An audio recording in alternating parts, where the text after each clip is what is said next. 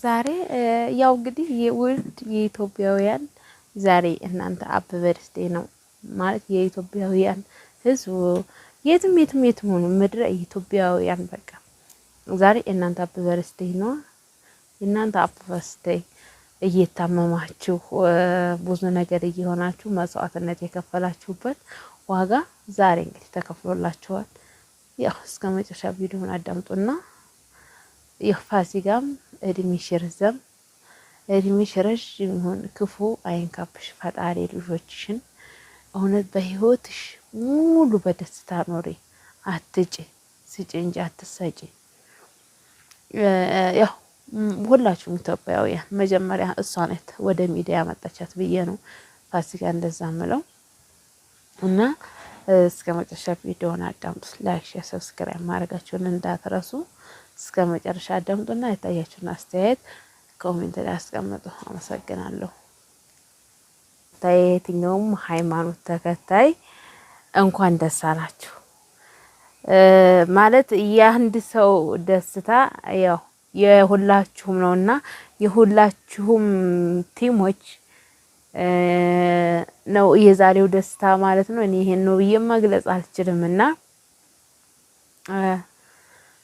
ልጅ እያለቀሰችብኝ ነው እና ቤተሰቦቼ እንዳየሁት ያው እንባም እየተናነቀኝ እያለቀስኩም እኔም እያለቀስኩ ነበር ያየሁትና ያው የደስታ ለቅሶ ነው እንግዲህ የሁላችሁ ውጤት ነው። እንግዲህ ምናልባት ቲክቶክ ላይ ያላያችሁ ያልተከታተላችሁ ሌላ ነርሶ እንግዲህ በዛሬው ቀን ተፈታ በአካል አይተናታል። ሌሊቱ ማለት ነው። ዛሬ እንግዲህ ሰኞ ቀን ነው። ሌሊት ላይ ጧት ጭምር ላይ ነው ያየናት ማለት ነው።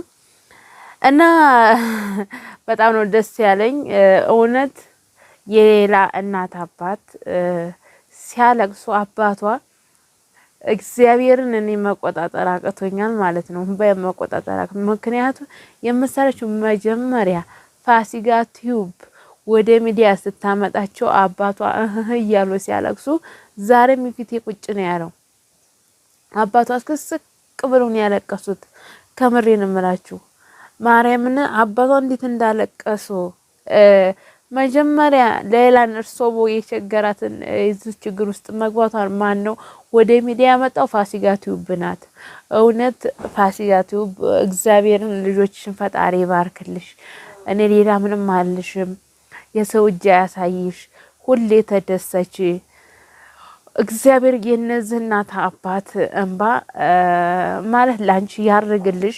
ለመላ ኢትዮጵያ ነው ግን የነዚህ እናት አባት እንባ ለመላ ኢትዮጵያ ያርጋል ብዬ አስባለሁ። ምክንያቱም ይህ ሁሉ አስተዋጽኦ የመላ የኢትዮጵያዊ ነው። የመላ ኢትዮጵያ ነው። 200 ሚሊዮን ሪያልና በኢትዮጵያ ደግሞ 38,000 ሚሊዮን ነው የተከፈለላት ማለት ነው።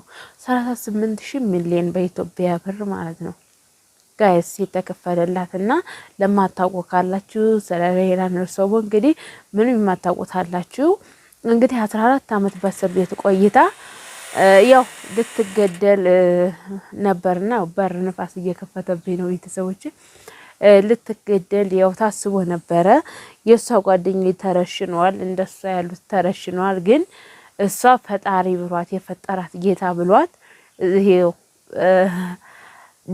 ይሄው እስከዚህ ቦታ ደርሳ 14 አመት በእስር ቤት ቆይታ ያው በኃላፊው ራሱ ብዙ ታማለች እና መሞት ይሻለኛል መሞት ይሻላል እያሉ ከሷ መቆም የሞተ ይሻላል እያሉ ጓደኞቿ ሁሉ ያው ድምጽ እየሆኑላት ነበር እሷን የሚያዋት ማለት ነው። ከዛም ኤምባሲ ወደ ሕክምና ወስዶ በሕክምናው ተከታትሏት ነበር የረመዳን ሰሞን ማለት ነው። የረመዳን አካባቢ በጣም እንደታመመ የተነግሮ ነበርና እና አሁን ላይ እንግዲህ እውነት ውድ ኢትዮጵያ እናንተ ግን ምን ተሰማችሁ? በማርያም ግን እናንተ ግን ምን ተሰማችሁ? ማርያም አባትየው እኮ ማለት ነው እግዚአብሔርን እኔ እንደ አባቷ ያሳዘነኝ የለም። የኔ አባት እንኳን ደስ አላችሁ፣ እንኳን ደስ አላችሁ። እንዲሁም ማምላክ ለምን እናንተ በቃ አላ አንድ ሳምንት ቆይታችሁ ለምን አትሞቱም? በቃ ለምን አንድ ሳምንት ቆይታችሁ ለምን ታሁን በኋላ አትመጡም? ምክንያቱም እንባችሁን ፈጣሪ የኢትዮጵያ ሕዝብ እንባችሁን አበሰላችሁ። የኢትዮጵያ ሕዝብ እንባችሁን አበሰላችሁ። ማለት እኔ እንጃ አባቷ ገና ምንም ሳይኖር ማለት ነው አባቷ በዛን ሰዓት ብለው ሲያለቅሱ ከምር በጣም ይሰማል። ያው አባቷ በጣም ነበር እናቱም ቢያለቅሱ ነው፣ ግን እንደ አባቷ እስክስቅ ብሎ ያለቀሰ የለም በጣም ማለት ነው። እና እውነት የነዚህን እናትና አባት አሮጊትና ሽማግሌ እንባ መታበስ ደስ ያላችሁ እናንተም በህይወታችሁ ተደስታችሁ ኖሩ። ከምሬን እምላችሁና እና ይሄም ነገር አለገባችሁ ብዙዎቻችሁ በጤናችሁ ላይ ሆናችሁ በትንሽ ነገሮች የምትበሳጩ ማላችሁ ህይወታችሁን ለማጥፋት የምትዘጋጁ አላችሁ። አያችሁ ህይወት በጣም ከባድ ናት። ህይወት በጣም ትፈተናለች። የሁሉ ፈተና አለና እያመማችሁ የምትሰሩ እያመማችሁ በሰው ሀገር የምትሰሩ ለተለያዩ በሽታ እየተደረጋችሁ የምትሰሩ ኮሜንት ላይ የምታስቀምጡልኝ እህቶች አላችሁ እና አረ ንግበን ይበሉ ማለት እናንተ እያመማችሁ መቆም እያቃታችሁ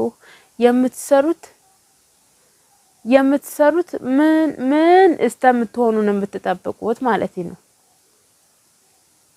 ባዝቡ የአረብ ሀገር ኑሮ የሰነፍ መኖሪያ ነው። እኔ እንዳየሁት አረብ ሀገር የሰነፍ መኖሪያ ነው። ሀገር ውስጥ ኖሩ ግን የጎበዝ መኖሪያ ነው ሀገር ውስጥ። ምክንያቱም እዛ እናንተ ለሐስቤዛ ስለማታስቡ እዚህ ጋር ለሐስቤዛ ለየሁሉ ነገር አስባችሁ ጭንቅላታችሁ ግን ይጠቅማችኋል። አሁን እዚህ ሀገር ውስጥ ብታስቡ ወይስ 2-3 አመት ነው። ከዛም በኋላ የራሳችሁን ጎበዝ ሆናችሁ የራሳችሁን ጠንካራ በቃ የራሳችሁ ህይወት ትኖራላችሁ። በትንሽም ተነሱ ማለት ነው። በትንሽም ተነሱ የራሳችሁን ትኖራላችሁ። ሆኖም ስንት ጊዜም እያሰባችሁ አትኖሩም። አንድ ጊዜ መስመር ላይ እስከምትገቡ ድረስ ነው ተጨናንቃችሁ ሀገር ውስጥ መስራት የምትችሉት ማለት ነው። ግን በሰው ሀገር ግን ብር ታገኛላችሁ፣ ጽድት ያለ ምግብ ትበላላችሁ። ያው ጸዳ ያለ ነው ጽድት ያለ ምግብ ትበላላችሁ። ያኔ መኝታችሁ ምናምን ሻወሩ ምናምን በቃ ጸዳ ያለ ነው። ገባችሁ? ያ ደግሞ ዛሬ ላይ ሊጠቅማችሁ ይችላል፣ ነገ አይጠቅማችሁም። ጊዜያችሁን ተጠቀሙበት። እሺ ገና ተሆናችሁ ስሩ፣ አላማ አሳኩ። እሺ ገና አሁን ሄዳችሁ ቅርብ ጊዜ ሄዳችሁ እድሜያችሁ ያልገፋ እስከ 30 አመት ያላችሁ ስሩ። ከ30 አመት በታች ያላችሁ ስሩ። ግን ከ30 አመት በላይ ያላችሁ ማርያምን እኔ ለእናንተ እስር ቤት እዛ ቆዩ አልላችሁም። ገባችሁ?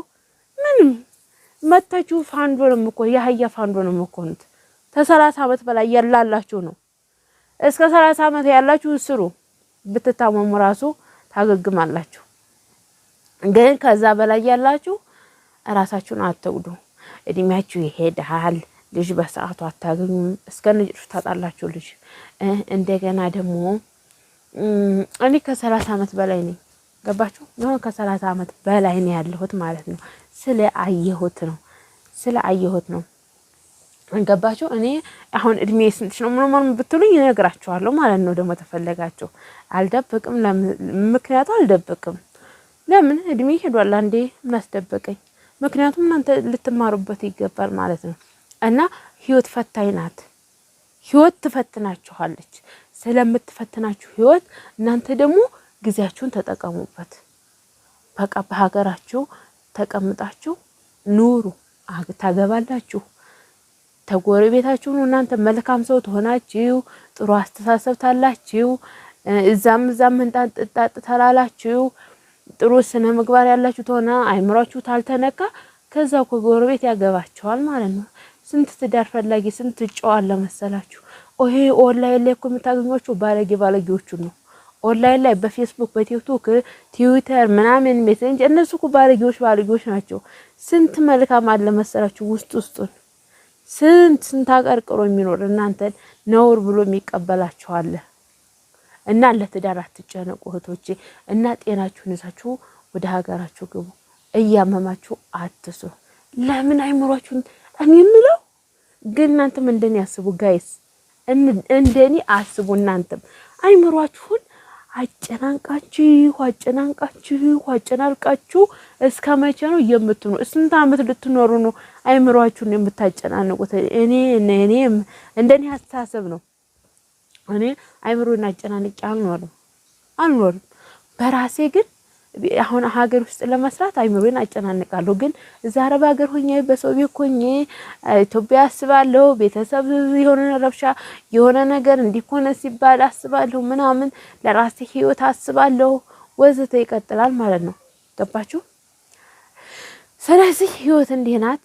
ትልቁ ያው ፖይንት የዛሬ ስለ ሌላ ንርሰቦ ነው።